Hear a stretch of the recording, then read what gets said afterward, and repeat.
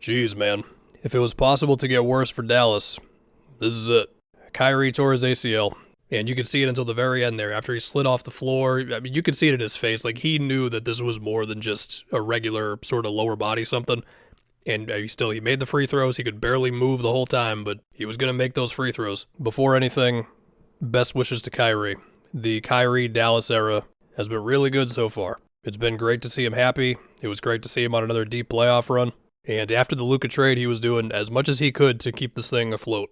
Now, Dallas and Jason Kidd should not have been playing him as many minutes as they were, but he was doing it. Want to say all that before we get to other stuff. Look forward to seeing Kyrie again. As far as a timeline, I mean, what's an ACL? Like 9 to 12 months, I believe. So optimistic December. Very possible it goes into the new year of next season. Possible it's around March of next season. And then you still need some time to get back to your peak self. Again, best wishes for Kyrie. It does always feel weird going from injuries suck to the more basketball finances side of it, but this stuff matters. Kyrie has a player option for next season at $44 million. I think if I had to make a prediction right now, it would be he accepts the option, and then I have no idea what happens after next season with him, because it's tough to imagine him declining the option as he's injured, and as there are currently very few teams slated to have a lot of cap space this offseason. And again, Kyrie is not going to be playing for much of next season. It's possible he could get back around December, but I wouldn't bet on it.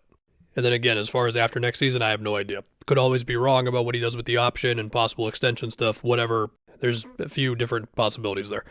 As far as just Kyrie, look, again, the vibes in Dallas are really good. We know that with Kyrie, if he starts to not like the way things are going in a particular spot, we will all find out pretty fast. The other thing I'm wondering is, how's Anthony Davis feeling about this whole thing? I mean, I suppose it's possible we could still see AD by the time the season ends, and they are the 10th seed in the play-in right now, but so what? For the sake of any optimism, this season's over. Next season's probably a wash. This team doesn't have all their future picks that they can move. We'll talk about this year's draft pick in a second here. What if AD just asks out? I mean, he's got 3 years left on his deal. After this season and the last year on it as a player option, now it's a $62 million player option. That's a lot of money. But if we assume that AD has, 3 to 5 years left of being this good, do you really want to do it on the sinking ship known as the Dallas Mavericks? I mean, I love Derek Lively as much as everybody else, but it's getting bad, man. But I don't know, maybe he'll want to stay. And if he does, then, the real challenge would be to find some perimeter shot creation with Kyrie out for at least a decent amount of next season. Sure, AD's good enough to keep you afloat, but with how good the West is, Dallas, realistically to me, I'm not trying to be a hater, the best case scenario for next season is you're probably a play-in team. A lot of people have brought up the possibility of them doing a desperate trade for KD in the offseason where they'd have to gut a bunch of their roster. It feels like that's not happening after this. But yeah, as far as their pick, if they nosedive right now, they might be able to get up to the 10th highest odds to get a top 4 pick. But that's a maybe. This season's a wash. Next season is bordering on a wash. AD and Kyrie, in their 30s and everything. Kyrie hurt.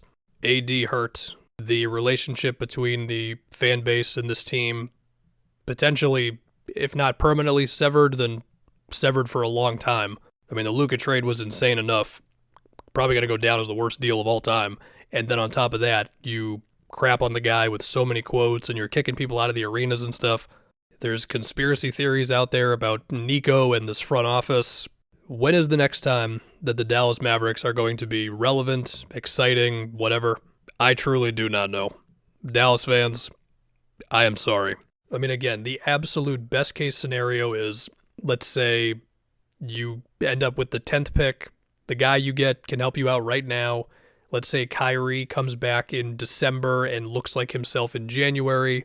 AD does a hell of a job of keeping you afloat. Your defense is amazing with AD and Derek Lively. Let's say Christie's averaging 15 a game. Clay still got it. PJ's good, the whole thing. Even with all that, I'm still just yeah, you're probably a playing team. The West is really good. And the more realistic option is more injuries, more bad vibes, Kyrie out longer than you want him to be. Luka played his last game for the Mavericks on Christmas Day, 2024. And while it has kind of started to feel real, it still doesn't totally feel real. This is the timeline we're in, man. But to finish this off one more time, good luck to Kyrie, and good luck to Mavericks fans.